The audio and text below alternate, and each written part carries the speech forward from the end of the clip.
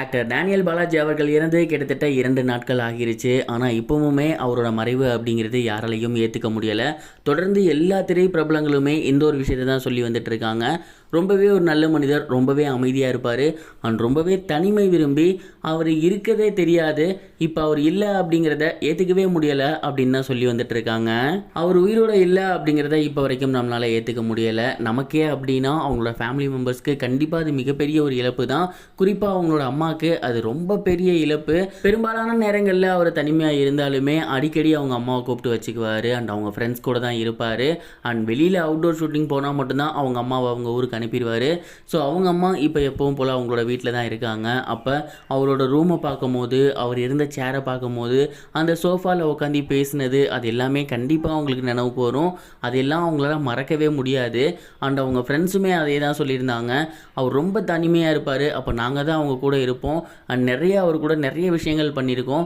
இப்போ அவர் இல்லை அப்படிங்கிறத ஏற்றுக்கவே முடியலை. எப்பவும் போல் அவரோட வீட்டுக்கு போயிருந்தோம். அப்போ அவரோட ரூமை பார்க்கும் போதெல்லாம் எங்களுக்கு அவரோட நினைவு தான் இமீடியட்டாக வந்துச்சு அண்ட் அவரை நாங்கள் ரொம்பவே மிஸ் பண்ணுறோம் அப்படிங்கிற மாதிரி ஷேர் பண்ணியிருந்தாங்க. ஆன் ஸ்க்ரீன்லேயும் சரி ஆஃப் ஸ்க்ரீன்லேயும் சரி டேனியல் பாலாஜி அவர்கள் ரொம்பவே நல்ல விதமாக தான் இருந்திருக்காரு. சூப்பரான ஒரு பர்சனாக தான் இருந்திருக்காரு. அவரோட மறைவு அப்படிங்கிறது கண்டிப்பாக ஏற்றுக்க முடியாத ஒன்று அப்படின்னு தான் நான் நினைக்கிறேன். நீங்கள் இந்த ஒரு விஷயத்தை பற்றி என்ன நினைக்கிறீங்க அப்படிங்கிறத கமெண்ட் பாக்ஸில் ஷேர் பண்ணுங்கள். இது ஒரு புறம் இருக்க, ஆக்டர் டேனியல் பாலாஜி அவர்கள் 2 வருஷத்துக்கு முன்னாடியே நான் செத்து போயிருப்பேன் அப்படின்னு ஒரு வீடியோவில் பேசியிருந்தது இப்போ சோசியல் மீடியாவில் ரொம்பவே ட்ரெண்டிங்காக போய்கிட்டு இருக்கு.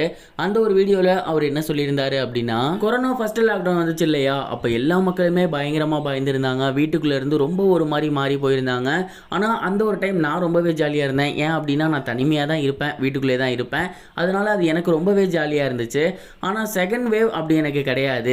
கொரோனாவோட செகண்ட் லாக்டவுன் எனக்கு மிகப்பெரிய ஒரு பாதிப்பை கொடுத்துச்சு. ஏன்னா நானுமே கொரோனாவில் பாதிக்கப்பட்டிருந்தேன். அப்போ ஹாஸ்பிட்டலில் போய் சேர்த்துருந்தாங்க. ஹாஸ்பிட்டலுக்கு போகிறதுக்கு முன்னாடியே என் வீட்டுக்கு பக்கத்தில் இருக்க ஒரு பையன்கிட்ட ஒரு நம்பர் கொடுத்து எனக்கு ஏதாவது ஆச்சுன்னா இவங்களுக்கு சொல்லிடு அப்படின்னு சொல்லியிருந்தேன். அது மட்டும் இல்லாமல் நான் வீட்டில் இருக்க சமயத்தில் அப்பப்போ வந்து கதவை தட்டுறா, திறந்தனா ஓகே, திறக்கலனா நான் போயிட்டேன் அப்படின்னு நினச்சிருந்தேன். நான் சொல்லியிருக்கேன். ஹாஸ்பிட்டலில் 2-3 நாள் அப்படின்னு சொன்னாங்க.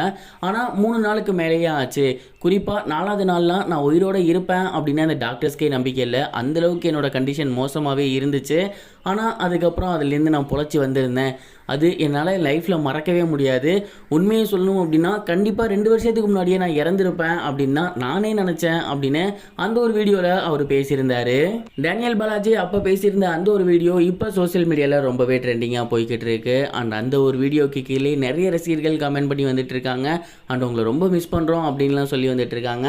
கண்டிப்பாக டேனியல் பாலாஜியோட மறைவு தமிழ் திரையுலகத்துக்கு மிகப்பெரிய ஒரு இழப்பு அப்படின்னு நான் நினைக்கிறேன். நீங்கள் என்ன நினைக்கிறீங்க? கமெண்ட் பாக்ஸில் ஷேர் பண்ணுங்கள். இது வரைக்கும் கனெக்டிங் டிவிக்கு சப்ஸ்கிரைப் பண்ணனா மறக்காமல் சப்ஸ்கிரைப் பண்ணிக்கங்க. உடனடி அப்டேட்ஸ் பெறுவதற்கு நோட்டிஃபிகேஷன் பெல்லையும் கிளிக் பண்ணிக்கங்க.